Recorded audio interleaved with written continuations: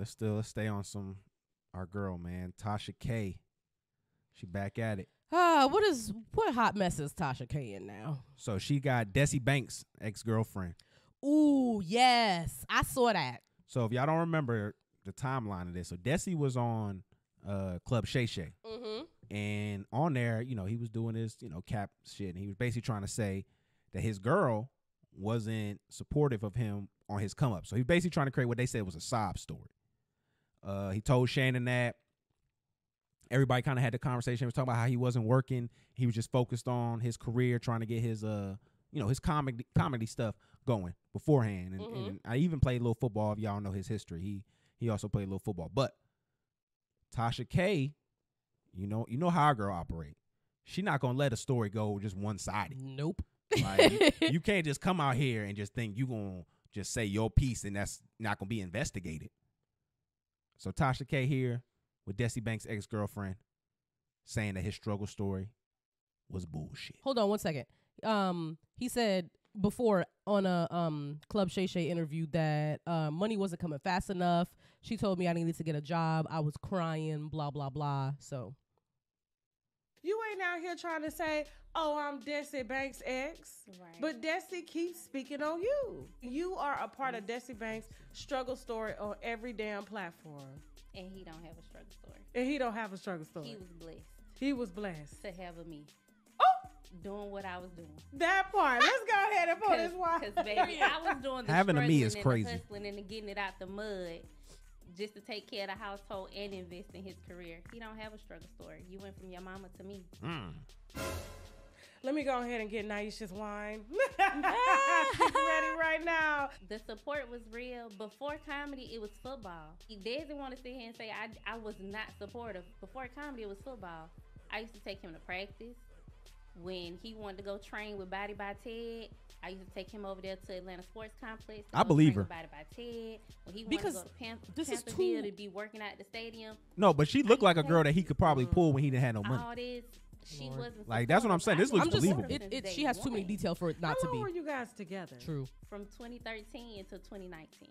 You sit up here, you tell all these lies about me. How could you have loved me? Especially if the world knew exactly how much of a real person I was to you and what I've done for you. There's no way you could possibly love me. Because the ball was in his court. You didn't do right by me, so I left. So when people want to say, sense. oh, I bet she's punching the air now, she trying to spin a block. I never want to spin a block. Like, when they know the truth. No tornado around here, nigga. Why would I want to spin a block? I wouldn't bat an eyelash at Desi Banks. I'm good, sir. At Desi Banks. From the very beginning, and I'm the one that you dogged out.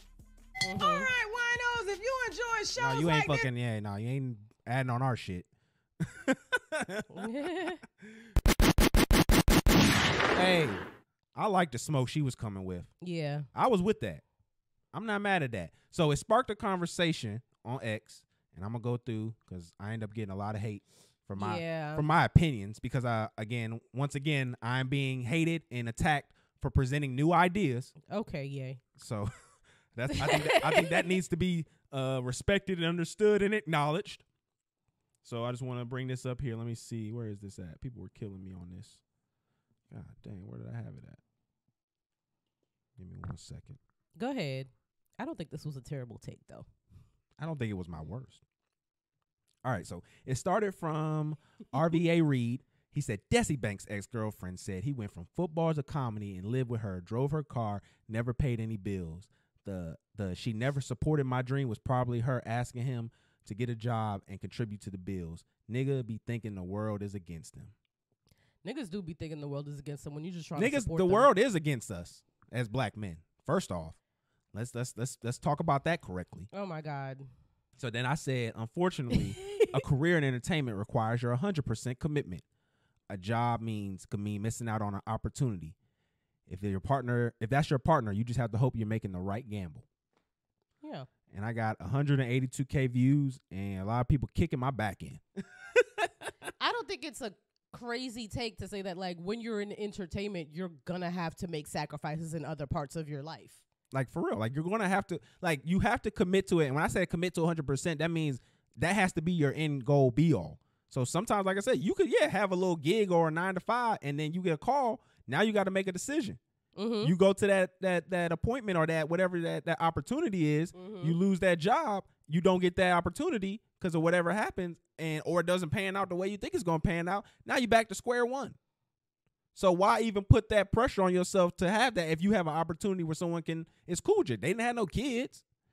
Like if she would have, this isn't a rare story. People try to act like, folks who were working and providing for themselves, what was the norm. But there's a lot of people. Kenya Barris, he talks about it a lot.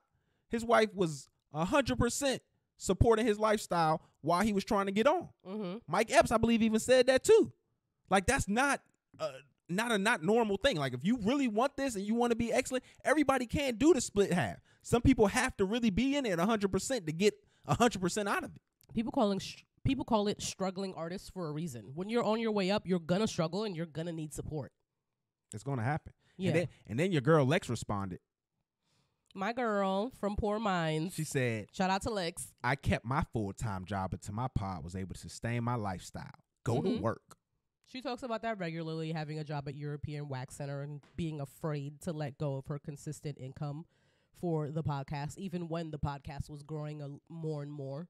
But Drea quit before Lex did. I think, and also too, I think what was people missed on that was like doing a podcast can be very low budget, low maintenance, low overhead and all that. Like you can have a lot of that in regards to being able to do, and especially the type of show they do, where it wasn't like they sitting here got to read 25,000 books to do their show.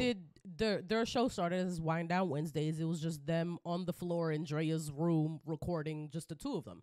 So it didn't take a lot of money, and you only needed a couple hours of time. So you could have a full-time job and still do what you were doing, Lex. And then when you're thinking about somebody both of us do, somebody like Desi, you know what I'm saying? He's doing skits. Even with the football is a commitment in and of itself because you got to get up in the morning, workout.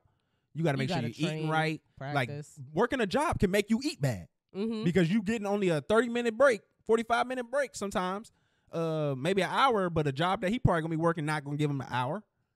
Now he got to go somewhere and get the food. Like that takes time, effort, all that kind of stuff when you can be out doing what you're doing, working, getting those workouts in, all that kind of stuff. That stuff takes real time and commitment. Like you don't get to be great. That's the reason why that shit usually starts when you're young. Usually why a lot of people try to work on your craft while you're a kid is because you can really commit to it. Yeah, if you're trying to be like an actor or something, for example, like you can't control when audition times are, when call times are. You can't control like when you're going to get called for something, and you have to make the decision. Do I show up to my 9 to 5 today, or do I call out, risk losing this job, and go for this maybe temporary money? And then people don't even talk about the fact that what your job can be draining your creativity. It could be. Because I had a full bathing suit line that I conceptualized, designed, sketched, did all of the things for, right? And I work full time. And after you get home from work, like you really have to like tell yourself that your quality of life is going to be lessened. You're not going to get as much rest.